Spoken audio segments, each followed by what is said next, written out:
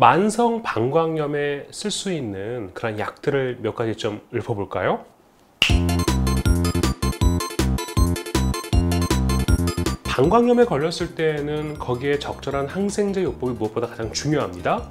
그런데 항생제 이외에 만성 방광염, 반복되는 재발성 요로감염이 있을 때 항생제 이외에 쓸 수 있는 약물이 있습니다. 아침에 일어나자마자 공복에 드시라고 하는 약이 있는데요. 그냥 제가 좀 이름이 어려워서 그냥 적어놨는데 동결 건조 균체 용해물이라고 써 있는 그런 아침 공복에 먹는 약이 하나 있습니다. 이 약은요 좀 독특해요.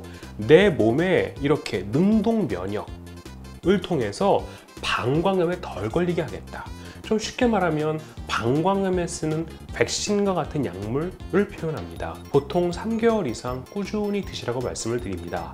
그러면 방광염에 걸리는 빈도를 줄여주는 그런 역할을 하는 약물이 되겠습니다. 또 하나는요, 제가 지난번에 간질성 방광염에 설명드렸던 펜토산 설페이트 계열의 약물인데요. 제가 좀 처방을 좋아하는 펜폴, 개그론 이런 약물들입니다. 원래는 간질성 방광염에 치료를 하죠.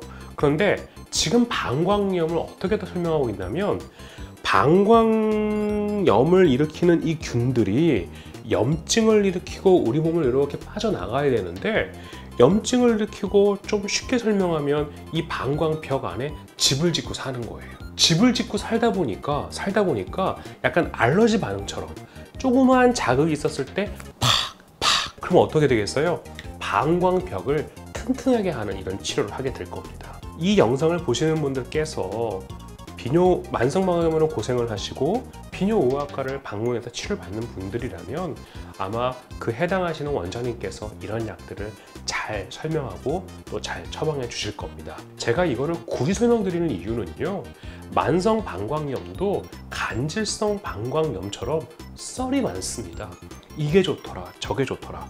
그런데 의학적으로 검증된 것들은 아직 많이 부족하거든요. 제가 충분히 사용할 수 있고 검증된 약물을 말씀드린 거니 환자분들은 이 약을 통해서 적절하고 충분한 치료를 받으실 수 있다라고 설명을 드립니다. 그 사막에서 수분이 없어서 극단적으로 소변을 마시는 경우 있잖아요.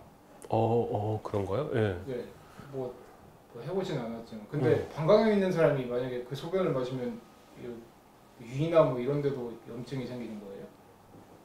이거를 마셨을 때 이게 염증을 반드시 유발할 거다?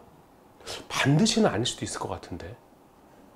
그러면 왜 우리가 이제 정말 이상한 거 먹었을 때 막 설사하고 이럴 수 있겠지만, 근데 꼭 설사하는 건 아니니까. 꼭 이상한 거 먹어도 이렇게 정말 좀 표현은 그렇지만 좀 약한 사람들은 또 장염에 걸릴 거고, 또 면역력이 좋은 분들은 장염에 걸리지 않을 수도 있으니까. 근데 굳이 그거를, 그러니까 사막처럼 극단적인 경우에 네, 마실 물이 없을 때, 그렇죠. 또 마침 나는 그때 방광염에 걸렸고 네, 그거밖에 마실 수 없다. 네. 근데 이걸 안 마시면 나는 곧 죽는다. 네. 그럼 마셔야죠. 그럼 어떡하겠어요? 근데 나중에 그 구조됐을 때 몸이 막 많이 상하거나 그럴 수 있나요? 근데 이제 그때도 제가 언젠가 말씀드렸지만 그 소변에 이제 예전에는 우리는 소변을 무균이라고 생각했다고 했는데 요즘은 무균이 아닌 걸로 왜 유로바이옴이라는 얘기 했잖아요. 그러니까 굳이 이제 소변을 마실 시대는 지났다. 사막 여행하기 전에 일단은 물을 충분히 준비합시다. 그리고 소변까지. 근데 자기 소변을 어떻게 받아? 이 손에 받아가지고? 아니 통에 받든지. 원래는 물통이 있었는데. 그렇겠죠. 있었는데 그 수통에 물도 없어지고 자기 소변을 이 물통에 받아서 이걸 마신다. 야, 극단적이다. 네. 한번 그러면 끓여서 마시는 게 더 안전한가요? 사막에. 네. 사막에 지금 물도 없고 극한적인 상황인데 또 물을 끓일 수 있는 그런 취사 시설은 또 있나 봐요. 네. 증발되진 않을까? 증발돼요?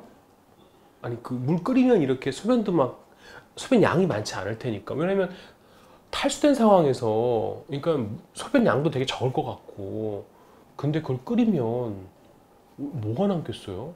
그럼 그냥 마시는 게 그나마. 아니 그냥 마시는 게 좋다는 건 아니죠. 어우 되게 애매하네.